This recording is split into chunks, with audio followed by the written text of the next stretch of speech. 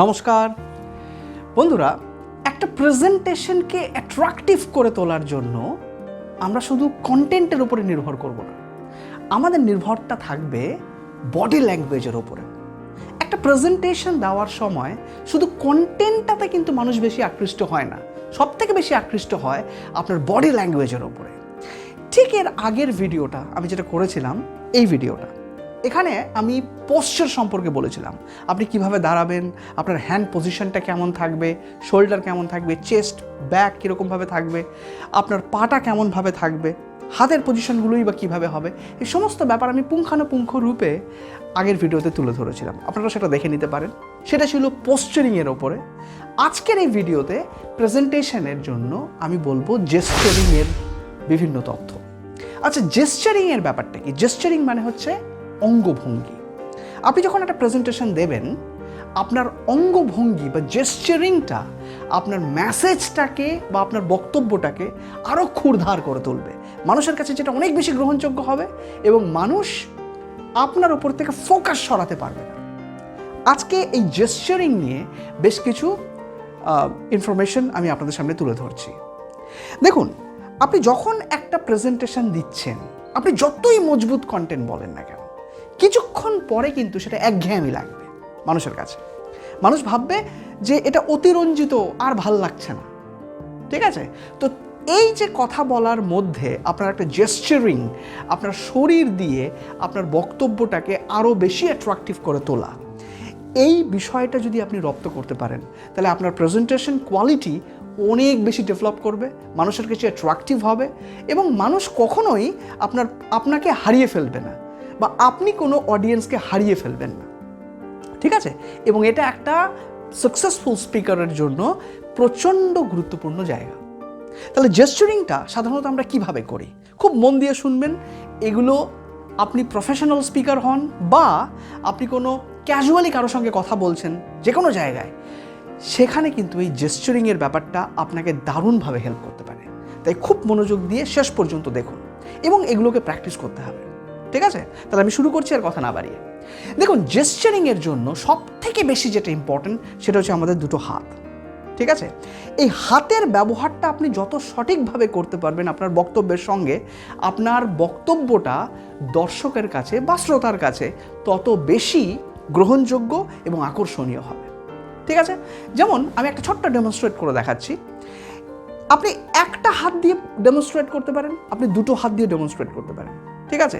এবার একটা দুটো হাত দিয়ে ডেমনস্ট্রেট করলে কি হয়, বা কোনোরকমভাবে ডেমনস্ট্রেট ছাড়া যদি আপনি এমনি আপনার বক্তব্যটা রাখেন, তাহলেই তার এফেক্টটা কী হয় সে ডিফারেন্সটা আপনারা বুঝুন।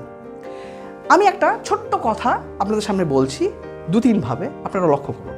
ফার্স্ট, গত বছর আমাদের প্রতিষ্ঠানে খুব একটা লাভ হয়নি বেশ কিছু পরিকল্পনার ত্রুটি বিচ্যুতির জন্য।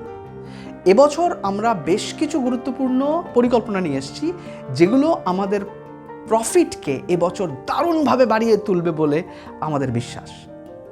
এবার লক্ষ্য করুন ডিফারেন্সটা।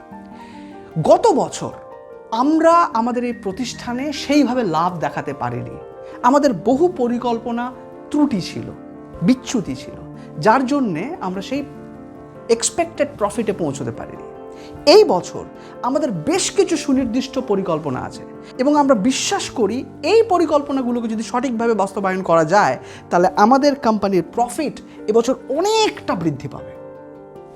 আশা করি আপনারা ডিফারেন্সটা বুঝতে পারলেন। যখন জেস্চারিংটা কোনো একটা টপিকের সঙ্গে, কোনো একটা পয়েন্টের সঙ্গে, কোনো একটা মেসেজের সঙ্গে কম্বাইন্ড হবে এবং অ্যাপ্রোপ্রিয়েটলি কম্বাইন্ড হবে, তখন কিন্তু আপনার বক্তব্যটা অনেক বেশি ডেপথ পাবে এবং দর্শক সেটা কনভিন্সড হওয়ার দিকে অনেকটা এগিয়ে যাবে। যেমন ধরুন, আপনি যদি বলেন এরকমভাবে, যদি ম্যাচ না করে তাহলে কি হয় দেখুন, গত বছর আমাদের কোম্পানির প্রফিটটা একদম বেড়ে গেছে। কি মনে হলো? বেড়ে গেছে, এটাকে আমি কখনোই হাতটা নিচের দিকে মানে ডাউন দিয়ে দেখাতে পারবো না, এটার সঙ্গে আমাকে অ্যাটাচ করতে হবে। কীরকমভাবে? গত বছর আমাদের কোম্পানির প্রফিটটা দারুণভাবে বেড়ে গেছে। ম্যাচ করাতে হবে আপনার জেস্চারটা আপনার প্রত্যেকটা শব্দের বা মেসেজের সঙ্গে। এটা কিন্তু একটা অত্যন্ত গুরুত্বপূর্ণ বিষয়।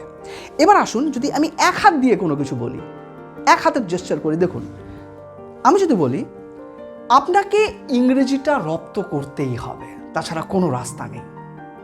ঠিক আছে, এইভাবে একরকমভাবে বললাম। আর এক রকমভাবে যদি বলি, আপনাকে ইংরেজিটা রপ্ত করতেই হবে, এছাড়া কোনো গতি নেই। এবার যদি আমি দুটো হাত ব্যবহার করি, আপনাকে ইংরেজিটা রপ্ত করতেই হবে, এছাড়া কোনো গতি নেই। ডিফারেন্সটা বুঝতে পারলেন? একটা হাত দিয়ে আপনি যতটা ইমপ্রেশন আনতে পারছেন, যখন আপনি দুটো হাত ব্যবহার করছেন, আপনার ইমপ্রেশনটা কয়েক গুণ বেড়ে যাচ্ছে। দর্শক বা মানুষ বা শ্রোতা আপনার কথায় অনেক বেশি কনভিন্সড হচ্ছে। ঠিক আছে, তাহলে হাতের ব্যবহারটা কিন্তু খুব ইম্পর্টেন্ট। আর হাতটাকে আপনি কীভাবে ব্যবহার করবেন মনে রাখবেন, হাতটাকে ওপেন বডি ল্যাঙ্গুয়েজে আপনাকে ব্যবহার করতে হবে। ওপেন বডি ল্যাঙ্গুয়েজ মানে কোনো জায়গায় হাতটাকে লক করবেন না।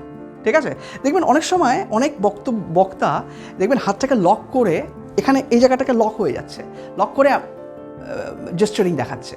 প্রত্যেকটা জিনিসের একটা নির্দিষ্ট নিয়ম আছে এবং সেই নিয়মের উপরে ভিত্তি করে আমরা আমাদের জীবনটাকে অতিবাহিত করি। দেখুন একরকম হলো। এবার এটাকে যে লকটাকে যদি আপনি খুলে দিন তাহলে কীরকম হয়? প্রত্যেকটা জিনিসের একটা নির্দিষ্ট নিয়ম রয়েছে এবং সেই নিয়মটাকে যদি আমরা সঠিকভাবে পালন করি তাহলে আমাদের জীবনটা অনেক সফল হতে পারে। ডিফারেন্সটা আপনারা লক্ষ্য করছেন। এই যে এই ডিফারেন্সটা কিন্তু আপনাকে একটা অন্য মাত্রায় পৌঁছে দেবে। এটা হলো আমাদের হাতের মুভমেন্ট। এবার শুধু হাত দিয়েই কি আমরা জেস্চারিংটা করতে পারি? না, আমরা আমাদের পুরো শরীর দিয়ে কিন্তু জেস্চারটা করতে পারি। কোনো জায়গায় ধরুন আপনার হাঁটুটাকে আপনি ব্যবহার করতে পারেন। ঠিক আছে, একটুখানি জার্ক করা, কোনো একটা জায়গায় কোনো একটা পার্টিকুলার মেসেজে যেটা খুব ডেপথ, আপনি একটু জার্ক করলেন আপনার হাঁটুটাকে, যাতে আপনার মেসেজটার মধ্যে আরও বেশি স্ট্রংনেস বা একটা শক্তিশালী একটা এক্সপ্রেশন বেরিয়ে এলো। ঠিক এরকম এই বছর আমাদের একটা দারুণ পরিকল্পনা আছে। এই যে জার্কটা হলো হাঁটুর, এটাতে কিন্তু আপনার এই দারুণ ব্যাপারটা দর্শকের কাছে অনেক বেশি পৌঁছলো, দর্শককে হিট করলো এবং এই হিটটাতে দর্শক অনেক বেশি ইমপ্রেসড হলো। আপনার ফেসটা দিয়েও কিন্তু বেশ কিছু এক্সপ্রেশন আপনি করতে পারেন। আপনার চাহনি, আপনার চোখের একটা ব্লিঙ্ক করা, ঠিক আছে, বা এইখানে এই নাকের পাশে একটা ফোল্ড হয়, এই ফোল্ডটাকেও আপনি কি ইউজ করতে পারেন মুখের একটা সুন্দর এক্সপ্রেশনের জন্য। ঠিক আছে, তাহলে এই সমস্ত জিনিসগুলো আপনার জেস্চারিংয়ে একটা দারুণ গুরুত্বপূর্ণ ভূমিকা নেয়। এগুলোকে ইউজ করতে হবে। আপনার হাতের মুভমেন্টটা কিন্তু মাথায় রাখবেন ডিপেন্ড করে আপনি কতটা এটাকে এক্সটেন্ড করবেন, সেটা ডিপেন্ড করে সাইজ অফ দ্য অডিয়েন্স তার উপরে। অডিয়েন্স যদি অনেক বেশি হয়, অনেক সংখ্যক দর্শক হয়, তাহলে আপনি আপনার হাতের এক্সটেনশনটাকে বাড়াতে পারেন। আর যদি অডিয়েন্সের সাইজ একটু ছোটো হয় তাহলে আপনার এই এক্সটেনশন অফ ইউর হ্যান্ডসটাকে একটু লিমিট রাখতে হবে, একটু লিমিট করতে হবে। ঠিক আছে, বেশিরভাগ সময় চেষ্টা করুন স্থির থাকার, মানে অত্যাধিক নড়াচড়া নয়, কিন্তু যেখানে প্রয়োজন সেখানে আপনাকে মুভ করতে হবে। ঠিক আছে, এখানে আর একটা জিনিস বলে রাখি, ধরুন আপনি যখন কোনো একটা স্টেজে বক্তব্য রাখবেন, অনেক লোক বসে আছে, সবার ফোকাসটা আপনার ওপরে, আপনি স্টেজে কোথায় গিয়ে দাঁড়াবেন? ধরুন আপনি স্টেজে এলেন, এবার পুরো স্টেজটাকে আপনি কল্পনা করে নিন 3টে রো এবং 3টে কলাম ইকুয়ালি খোপ। তাহলে একটা স্টেজকে আপনি 9টা ইকুয়াল স্কোয়ারে ভাগ করে নিন। ঠিক আছে, প্রথম রোতে 3টে খোপ, মিডল রোতে 3টে খোপ এবং পেছন দিকের রোতেও 3টে খোপ রয়েছে স্কোয়ার। এবার আপনার পজিশন হবে ঠিক মাঝখানে, একদম সেন্টার অফ দ্য স্টেজ আপনি দাঁড়ালেন। This is your home territory, আপনি এখানে দাঁড়ালেন। ঠিক আছে, এবং এইখানে দাঁড়িয়ে আপনি আপনার বেশ কিছু ইম্পর্টেন্ট বক্তব্য রাখলেন। এবার কথা হচ্ছে যে আপনি কি সাইডে, যে কোনো দুটো সাইডে মুভ করতে পারেন? অবশ্যই পারেন, কিন্তু সেটা একমাত্র তখনই করবেন যখন একটা পয়েন্ট থেকে অন্য একটা পয়েন্টে আপনি ট্রানজিট করছেন, চেঞ্জ করছেন। একটা পয়েন্ট শেষ হলো, তারপরে যখন আপনি অন্য আরেকটা পয়েন্টে যাচ্ছেন তখন আপনি একটু হালকা মুভ করে পাশে এসে দাঁড়ালেন, এখানে একটা বক্তব্য কমপ্লিট করলেন, একটা পয়েন্ট কমপ্লিট করলেন, তারপর আবার আপনি এসে আপনার হোম টেরিটরিতে এসে দাঁড়ালেন। একই রকমভাবে আপনি রাইট সাইডেও মুভ করতে পারেন। ঠিক আছে, এটা হলো সাইড ওয়াইজ মুভমেন্ট। এবার স্টেজের সামনে যদি আপনি মুভ করতেন, ফ্রন্ট রো, মনে রাখবেন সামনের যে রোটা আছে এটাকে আমরা বলি ডাউন দ্য লাইন, এবং এটা দর্শকদের একদম কাছে, যেখানে কিন্তু বেশিক্ষণ দাঁড়িয়ে কিছু বলা একটু টেন্স, একটা মানে চাপের ব্যাপার হয়ে যায়, কারণ দর্শকের সঙ্গে আপনি অনেকটা কাছাকাছি চলে আসছেন। আপনি সামনে তখনই যাবেন যখন কোনো বিশেষ একটা বার্তা বা একটা মেসেজ আপনি দিতে যাচ্ছেন। এক স্টেপ এগিয়ে ঠিক ফ্রন্ট রোতে দাঁড়িয়ে আপনি নিজের বক্তব্যটা বললেন, এবং সেটা যখন শেষ হলো আপনি আবার ব্যাক করে নিজের জায়গায় ফিরে আসলেন। ঠিক আছে? তাহলে এইভাবে আপনি আপনার পুরো স্টেজটাকে একটা কাল্পনিক ডিভাইডার বা ওই ব্লকসগুলোকে ভেবে ঠিক মাঝখানটায় এসে দাঁড়াবেন, এবং যখন আপনার বক্তব্য শেষ হবে আপনি পেছন দিকে এসে দর্শককে গুড বাই বলে যে কোনো দিকে বেরিয়ে যেতে পারেন। তাহলে এটা হলো একটা standing position on a stage, যেখান থেকে আপনি আপনার বক্তব্যটাকে রাখবেন। তাহলে জেস্চারিংয়ের ওপরে আপনাকে খুব ভালো করে প্র্যাকটিস করতে হবে। আপনি যত সুন্দর করে এই জিনিসটাকে প্র্যাকটিস করবেন, আপনি দেখবেন আপনি এই টোটাল বক্তব্যটা রাখার ওপরে আপনি অনেক বেশি কন্ট্রোল থাকতে পারছেন, এবং আপনার কনফিডেন্স লেভেল এবং আপনার থ্রোয়িং অফ ডিফারেন্ট ওয়ার্ডস এবং মেসেজ দর্শকের কাছে একদম দর্শককে গিয়ে হিট করছে। দর্শক কিন্তু বুঝতে পারছে এবং মানুষ আপনাকে দারুণভাবে ভেতর থেকে অ্যাপ্রিসিয়েট করছে। এটা খুব ইম্পর্টেন্ট ব্যাপার। এবার প্রশ্ন হচ্ছে যে এটা কি আপনি এখন শুনে নেওয়ার পরে রাতারাতি কি চেঞ্জ করতে পারবেন? কখনো না। এইটাকে রপ্ত করার জন্য আপনাকে বেশ কিছু প্র্যাকটিস করতে হবে। কিভাবে প্র্যাকটিস করবেন তার কয়েকটা স্টেপস আমি বলে দিচ্ছি। প্রথম একদম ইনিশিয়ালি স্টেজ যেই প্র্যাকটিসটা একদম সহজভাবে করা যায়, সেটা হচ্ছে আয়নার সামনে দাঁড়িয়ে নিজেকে দেখে একবার প্র্যাকটিস করুন। ঠিক আছে? এটা একটা প্র্যাকটিসের ফার্স্ট ওয়ে। সেকেন্ড ওয়েটা হচ্ছে আপনি আপনার স্মার্টফোনটা নিয়ে আপনার যে কোনো স্পিচকে রেকর্ড করুন।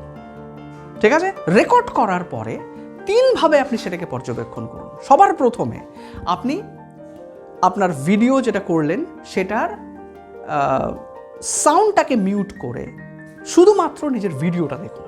আপনি কিভাবে পোস্টারিংগুলো করছেন এবং তাতে আপনি নিজে কতটা স্যাটিসফাইড হচ্ছেন, কোন জায়গাটায় আপনার মনে হচ্ছে আপনার একটু ইমপ্রুভমেন্ট দরকার, সেই জায়গাটাকে একটু ঠিক করুন।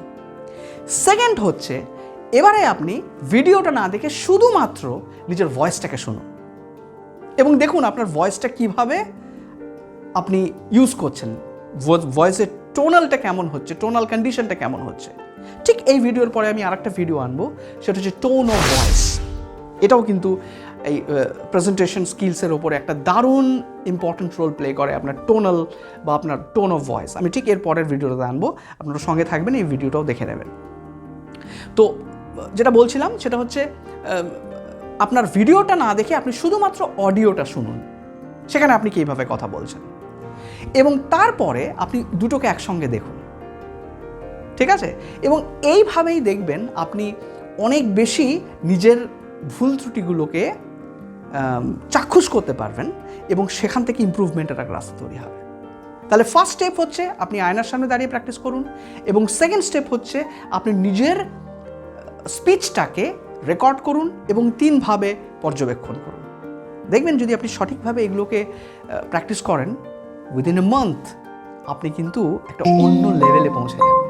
আপনার বক্তব্য মানুষ শুনতে চাইবে এবং আপনি অনেক বেশি কনফিডেন্টলি নিজের উপরে কন্ট্রোল রেখে যে কোনো বক্তব্যকে দারুণভাবে প্রেজেন্ট করতে পারবেন। ঠিক আছে? আশা করি আমাদের এই পাবলিক স্পিকিংয়ের যে সমস্ত ক্রাইটেরিয়াগুলো, যে সমস্ত জিনিসগুলো বা বেসিক জিনিসগুলো প্রয়োজন, আমি সেগুলোকে আপনাদের সামনে তুলে ধরতে সক্ষম হচ্ছি। আপনারা উপকৃত হচ্ছেন। আমি বেশ কিছু কমেন্টসও পেয়েছি আপনাদের থেকে যে আপনারা এই জিনিসগুলোর থেকে উপকৃত হচ্ছেন। শুনে আমারও খুব স্যাটিসফাইড লাগছে যে আপনাদের এই ভিডিওগুলো হেল্প করছে। আপনারা কমেন্ট করুন কোন কোন জায়গাগুলো আপনারা আরও দেখতে চান বা কী ধরনের ভিডিও আপনারা আমার এই চ্যানেলের থেকে পেতে আগ্রহী। আমি সেই ধরনের ভিডিওগুলো আপনাদের সামনে তুলে ধরার চেষ্টা করব। আর একটা কথা তো অবশ্যই বলবো, যদি আমাদের চ্যানেলটাকে এখনও সাবস্ক্রাইব না করে থাকেন অবশ্যই সাবস্ক্রাইব করে রাখুন, কারণ এই চ্যানেলে আমি পার্সোনালিটি ডেভেলপমেন্টের সঙ্গে সঙ্গে জিওপলিটিক্যাল টপিকগুলোকেও আপনাদের সামনে তুলে ধরি। আশা করি এই ভিডিওটা আপনাদের উপকার দেবে এবং আরও গুরুত্বপূর্ণ ভিডিওগুলো আপনাদের জন্য আমি পরবর্তী সময়ে আনছি। আমাদের চ্যানেলের সঙ্গে থাকুন। ভিডিওটা ভালো লাগলে সবার সঙ্গে একটু শেয়ার করে দিন, একটা লাইক অবশ্যই এক্সপেক্ট করতে পারি। আজকের জন্য এইটুকুই। খুব শিগগিরই আর একটা গুরুত্বপূর্ণ ভিডিওতে আপনাদের সঙ্গে সাক্ষাৎ হচ্ছে। খুব ভালো থাকবেন।